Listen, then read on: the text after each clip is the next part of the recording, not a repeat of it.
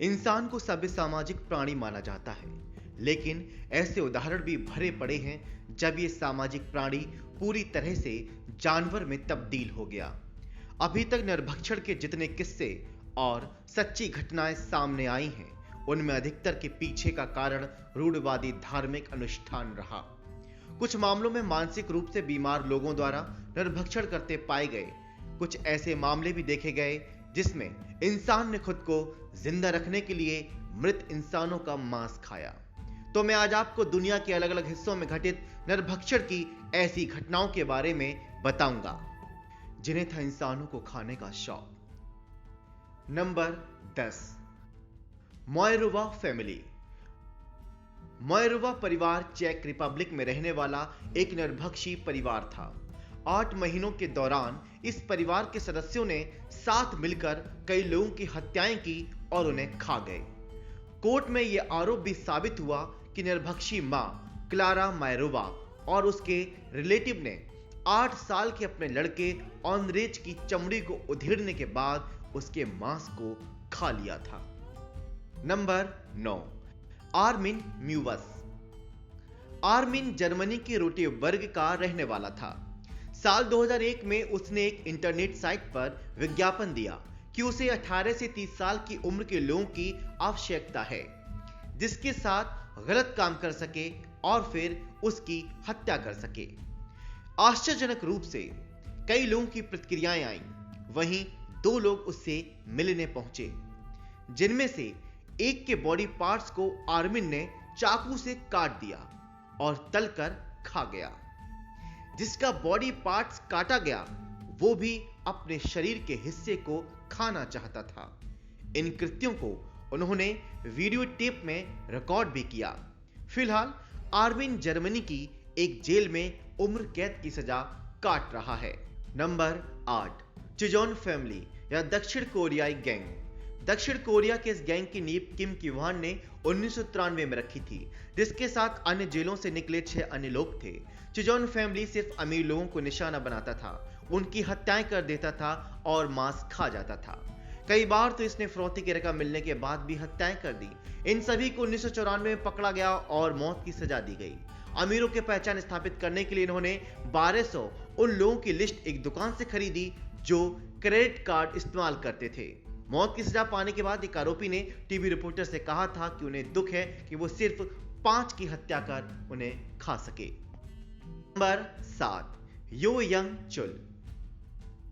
यो young चुल दक्षिण कोरियाई सीरियल किलर और इंसानी मांस का भक्षक था।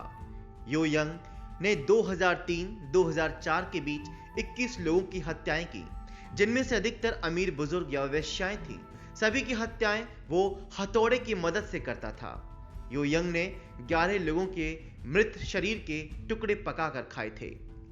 दक्षिण कोरिया की सुप्रीम कोर्ट ने उसे 19 जून 2005 को फांसी की सजा सुनाई, जिसके तुरंत बाद उसे मौत दे दी गई। नंबर 6, रातू उडरे। 19वीं शताब्दी में रातू उडरे फिजी के एक कबीले का मुखिया था। यह कबीला मानव भक्षण में यकीन करता था।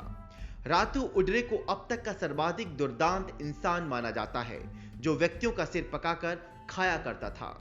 रातू उडरे अपने पास खाए हुए व्यक्तियों की गिनती के लिए एक पत्थर का टुकड़ा रखता था, जो 872 से 999 तक माने गए। उसका मानना था कि 1000 व्यक्तियों के शरीर के टुकड़े खाने पर वो अमर हो जाएगा, पर 999 तक पहुंचते पहुंचते उसकी मौत हो गई। रातू उडरे की मौत के बाद उसकी कब्र के साथ मानव गिनती वाले सभी पत्थरों को सुरक्षित रख दिया गया।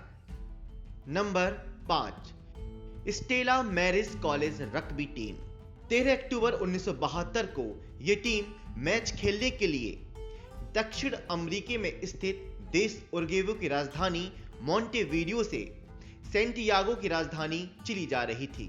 खराब मौसम और तकनीकी दिक्कत की वजह से जहाज चिली और अर्जेंटीना की बॉर्डर पर दुर्गम पर्वतों में क्रैश हो गया।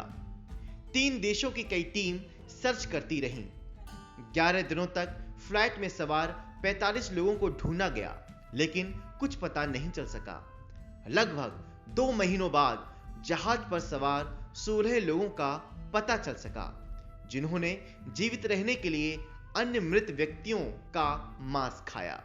इस हादसे की शुरुआत में 27 लोग बचे थे, लेकिन काफी लोग गंभीर रूप से घायल थे।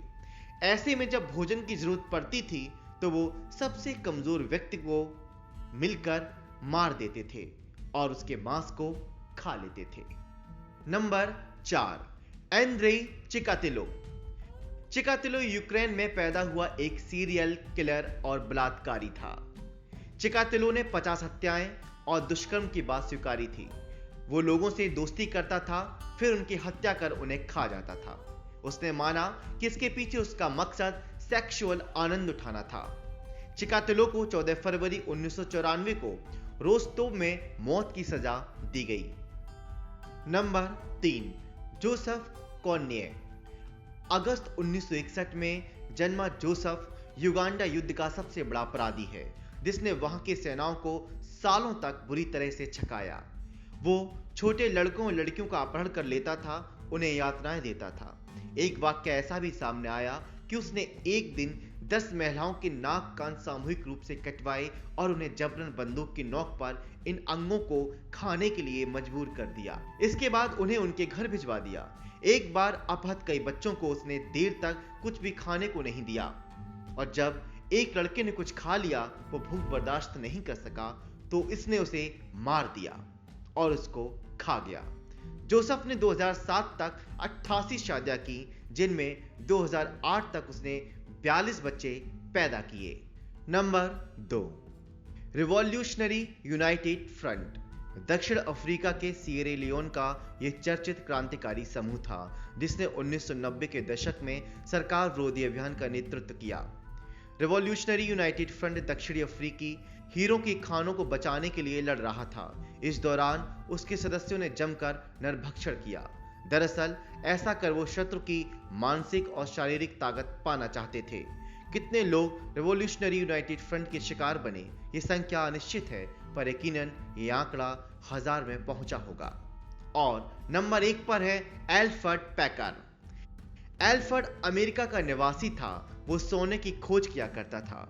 9 फरवरी 1874 को वो 5 अन्य लोगों के साथ कोलोराडो पर्वत पर सोने की खोज के लिए गया। 2 महीने बाद पैकर अकेले वापस लौटा। जब उससे अन्य लोगों के बारे में पूछा गया तो उसने बताया कि खुद पर हुए हमले के जवाब में उसने अन्य लोगों को मार डाला और दुर्गम इलाकों में जिंदा रहने के लिए उसे उनका मांस खाना पड़ा। शुरुआत में उसकी बातों पर विश्वास नहीं किया गया, लेकिन जब उसके द्वारा लिखित रूप से अपराध स्वीकार किया गया तो उसे 40 साल की सजा सुनाई गई। अमेरिकी इतिहास में यह उन दिनों दी गई सबसे लंबी सजा थी। हालांकि बाद में उसकी मनोस्थिति और उसकी मजबूरी को समझते हुए उसे छोड़ दिया गया। वीडियो देखने के लिए आपका धन्यवाद। आप हमारे चैनल को इसी तरह और लाइक करते रहिए। धन्यवाद।